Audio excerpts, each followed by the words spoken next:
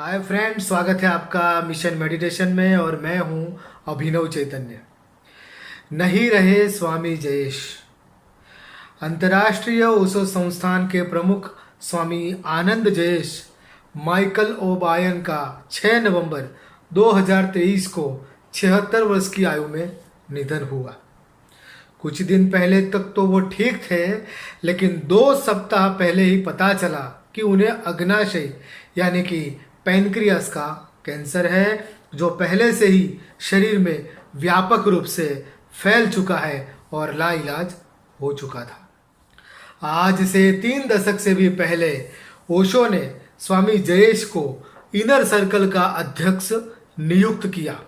साथ ही में Osho international foundation, Zurich और प्रेसिडियम का अध्यक्ष भी नियुक्त किया, जिसे दुनिया भर में ओशो के दृष्टिकोण के विस्तार का समर्थन करने का काम सौंपा गया था।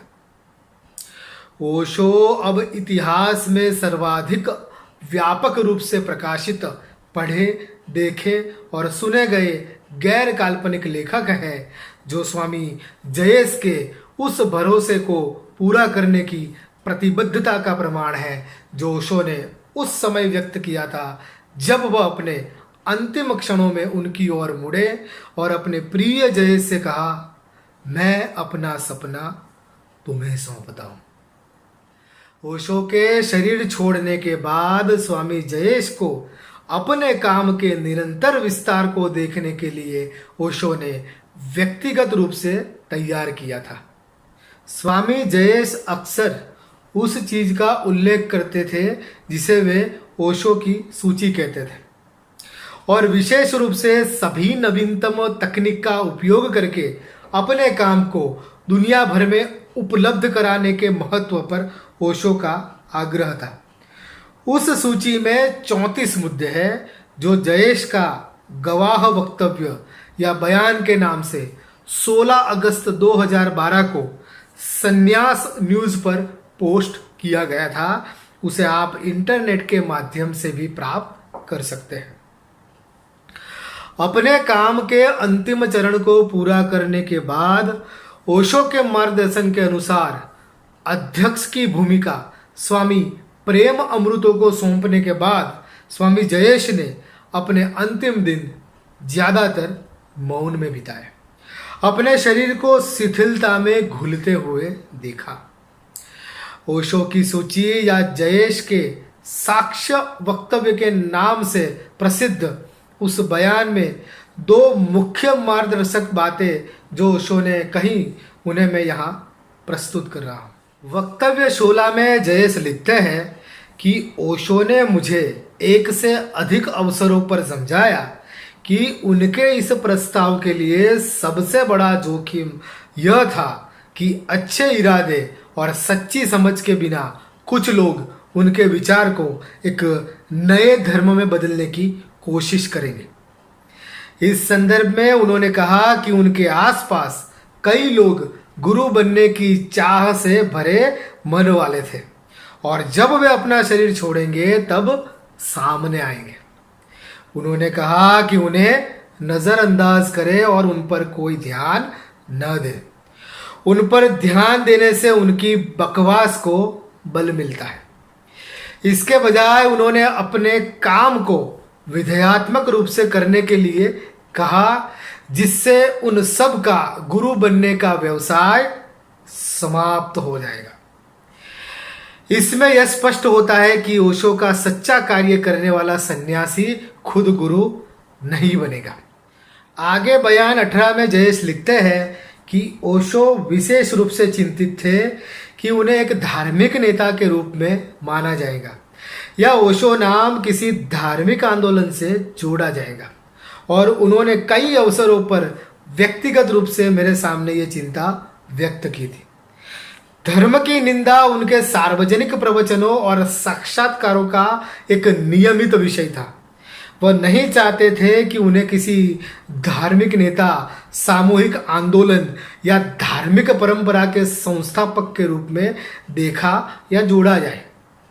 उनका एक उद्देश्य बिना किसी धार्मिक अनुष्ठान के ध्यान की वैज्ञानिक पद्धति का प्रसार करना था और ध्यान के बारे में विज्ञान के संदर्भ में बात की जानी चाहिए, न कि धर्म के संदर्भ में। इस तरह उनका ध्यान नास्तिकों सहित सभी के लिए खुला था। इसमें यह स्पष्ट होता है कि ओशो ने स्वयं अपने ही प्रचार के रूप में पहले इस्तेमाल किए गए उनके धर्म ग्रंथों पर दिए गए प्रवचनों से उनका मूल्यांकन ना किया जाए, लेकिन उसके सार के रूप में दिए गए ध्यान को ही केंद्र में रखकर उसके वैज्ञानिक मूल्यों की ही बात की जाए, जिससे कि नास्तिक लोग भी उसका लाभ प्राप्त कर सकें। हमें OIF के विषय में तो अधिक जानकारी नहीं है, पुणे एक बार जा चुके हैं, लेकिन अपने अंतिम समय में जयेश ओशो के अत्यंत निकटवर्ती अनुयायियों में से एक थे और उन्हें यह सूची ओशो ने प्रदान की थी। ऐसी जानकारी स्वभाव स्वामी से हमें प्राप्त हुई थी। स्वभाव जी भी ध्यान के वैज्ञानिक पक्ष पर जोर देते हैं और यही बात हमें कहते हैं, इसलिए हमने ध्यान के वैज्ञानिक अनुसंधानों को अहमियत दी और अपने व्यक्तिगत विकास के लिए उस दिशा में काफ़ी आगे बढ़े जो सबके विकास के लिए आज मिशन मेडिटेशन के रूप में यहाँ उपलब्ध है। हम इन दो मुद्दों को महत्वपूर्ण मानते हुए ओशो ब्रांड की सत्ता के बगैर अपने अलग ऐसे मिशन मेडिटेशन के तहत ध्यान को केंद्र में रखते हुए उसके वैज्ञानिक पक्ष को बिना गुरु बने और ओशो सहित किसी भी व्यक्ति को मध्य में ना रखते धर्मनिरपेक्ष रूप से प्रस्तुत कर रहे हैं। मैं अभिनव चैतन्य इस मुहिम का एक संवाहक हूँ और स्वामी बोधि जावेद जी ध्यान के तंत्रिका विज्ञान आधारित सबूतों की खोज अर्थात न्यूरोसाइंस के साथ इसके थियोसॉफिकल रिसर्च पर आधारित मूल्यों पर इसे प्रस्तुत कर रहे हैं। वरिष्ठ गुरु भाई आनंद जयेश के निधन के संदर्भ में पुराने संस्मरणों को याद करते हुए बोधि जावेद कहते हैं कि जब वे छोटे थे तब महसाणा आश्रम में उन्होंने स्वामी जयेश को देखा था, जब वे पुणे से जयंती भाई और मां नीलम के साथ 1994 में एक उत्सव में सम्मिलित हुए थे। वहां जयेश जी ने एक मौल श्री गुजराती में बोरसल्ली के पौधे को वर्तमान बुद्धा हॉल के सामने अपने हाथों से बोया था, जो आज एक बड़े वृक्ष के रूप में उपलब्ध है।